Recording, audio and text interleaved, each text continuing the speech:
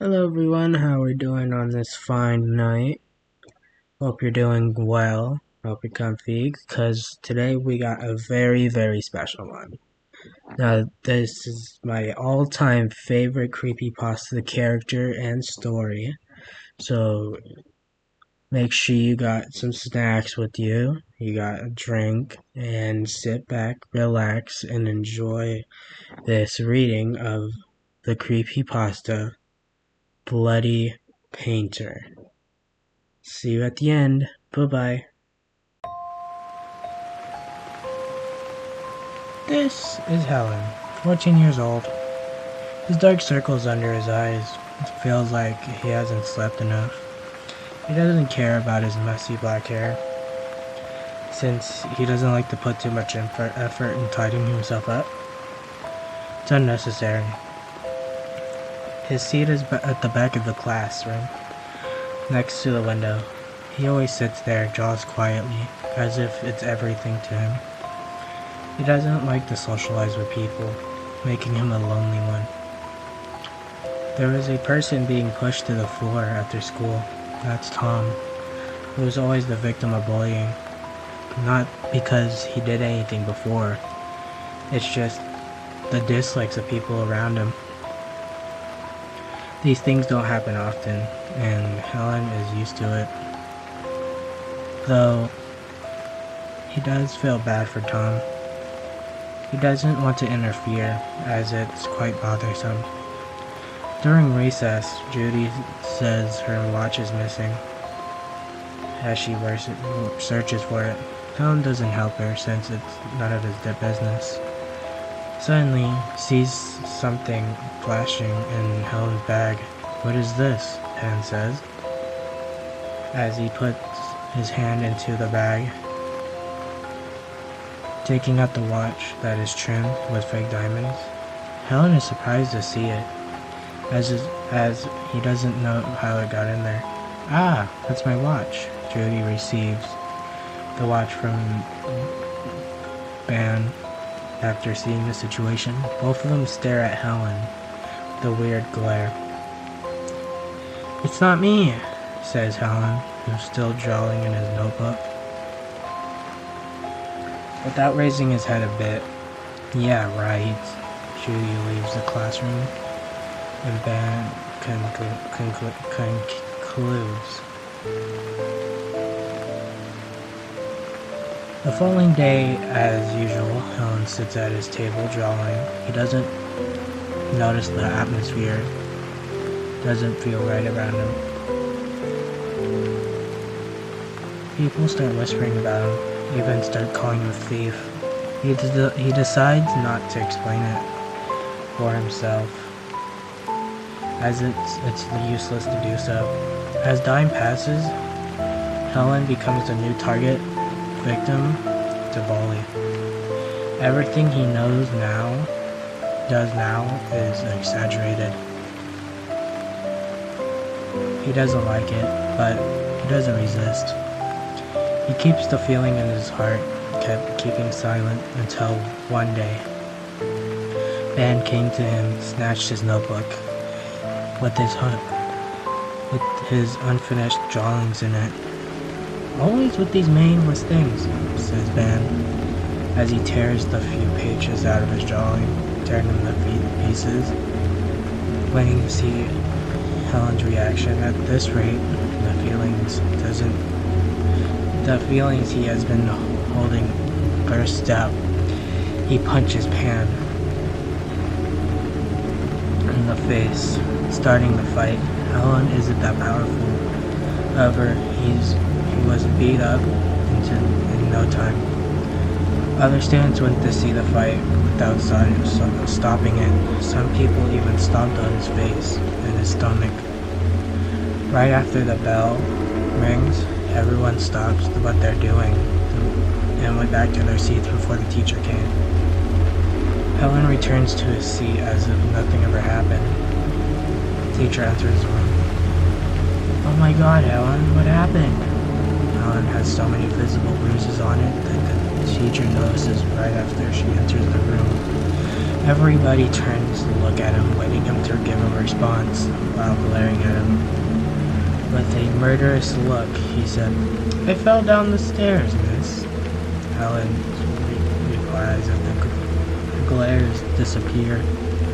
After returning home, his parents asked him what happened. He responds with the same answer. The jacket he wears covers all the bruises, other than the ones on his face. But the parents believe it, without any doubts. Usually when Helen's parents ask about how he is at school, he says he's doing fine, even lying about making a lot of friends, living happily every day. Helen refuses to tell his parents the truth since he doesn't want his parents to worry about him. A few months later, negative comments about him and getting hit or mutilated has been a normal event for him. He is completely immune to these things now. Who framed him in the first place? Why did the culprit do this? It doesn't matter anymore. Nothing matters now. Hi, you there? Helen receives a message from an unknown user on Facebook. Who are you? He replies. I'm Tom, your classmate. Tom has never interacted with him before. Surprised a bit, he says, "What is it?" Are you alright? No, it's none of your business, Helen concludes. Tom questions. Tom types for a bit before coming up with, "Listen, I know how you feel right now. You're in the same situation as I am. I really want to help. I really want to help you, but I can't. I'm sorry." Afterwards, Tom and Helen text each other for a long time. After Helen feels a lot better, telling him all the pains and feelings he's gone through.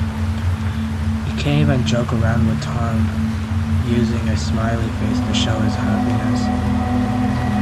This is the first time he thinks he made a friend.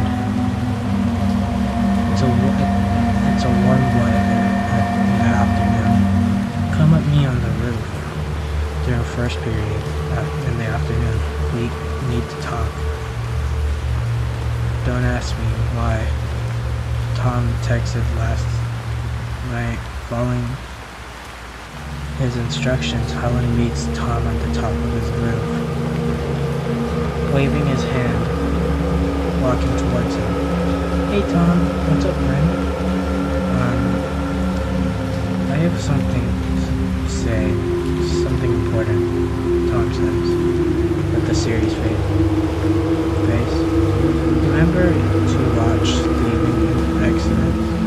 Remember to watch the thieving accidents.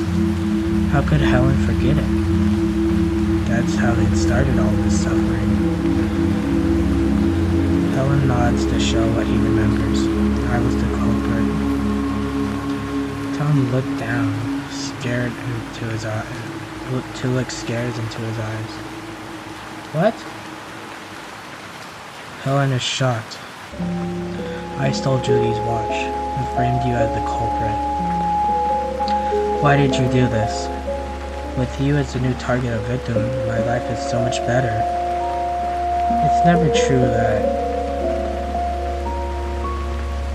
when someone decides to bully Helen, they won't bother with Tom anymore. He's just like an abandoned toy for him. That's totally perfect. As long as he kept silent, he would be able to protect his life, to live his life safe and sound. He succeeded. The plan was outstandingly perfect.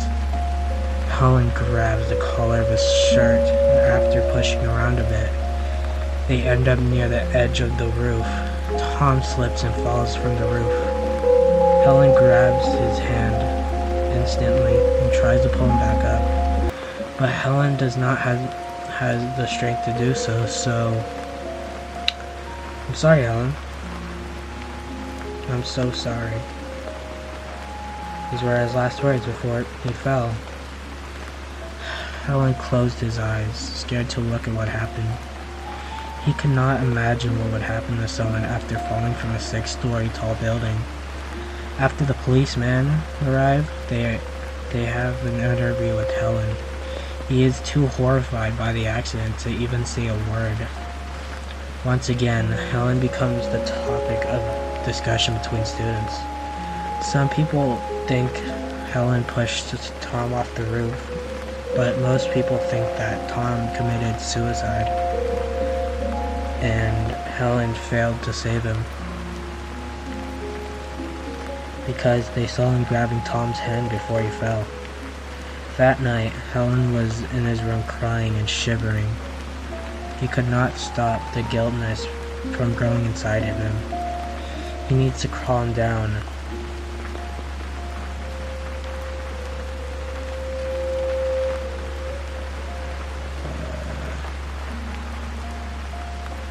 And suddenly a thought flashed in his mind. It's not my fault that Tom died. He deserved to die. This makes him feel much better, and his guiltiness fades too. Helen creepily smiles. Tom has his punishment. I suppose it's time for the others to have theirs, isn't it? His cries turn to laughter in the dark.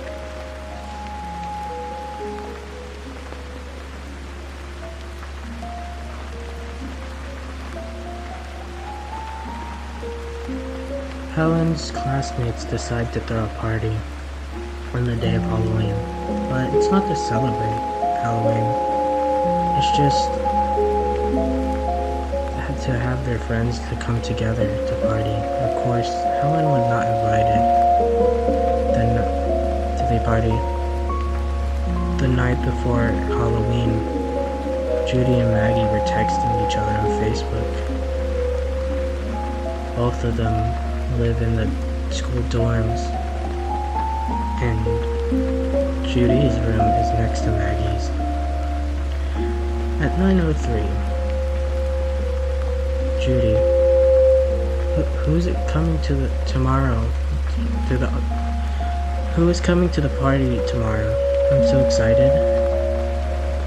Maggie, most of our class will be there, but I texted Dan multiple times, even though all the messages I sent are all read. He just never replies to me. What the hell is wrong with him? 9:04, Judy. He's probably working, I guess. 9:06, Maggie. Something weird is happening. I've been hearing footsteps coming to my door for a long time. I think someone's walking around the dorm. 9:06, Maggie. Wait, I'll go check. 9:07. Oh my god. There's a guy standing outside wearing a mask and a blue jacket, and he's holding a knife, and he's all bloody. 9:07, Maggie. Fuck. He's knocking at my door now. 9:08. Oh my god.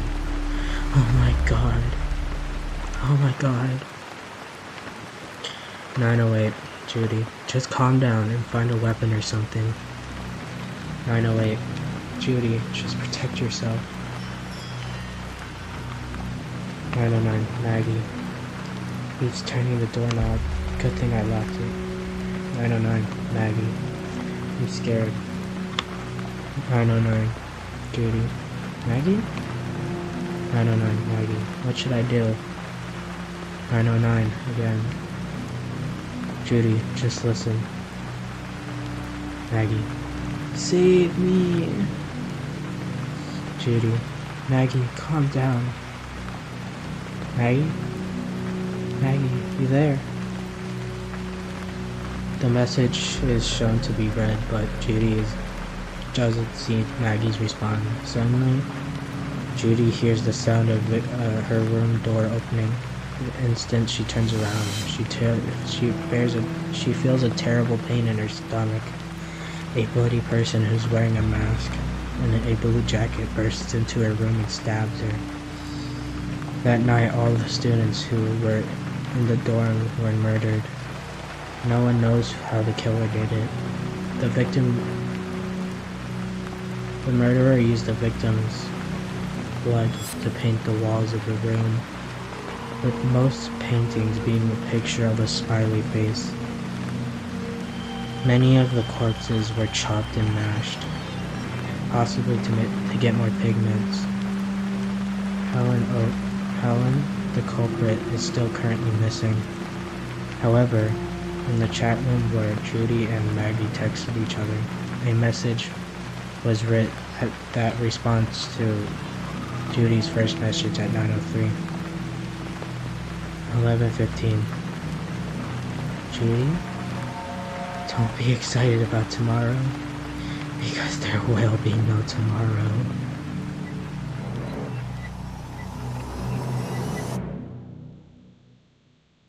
And that's it. Yeah, that's it.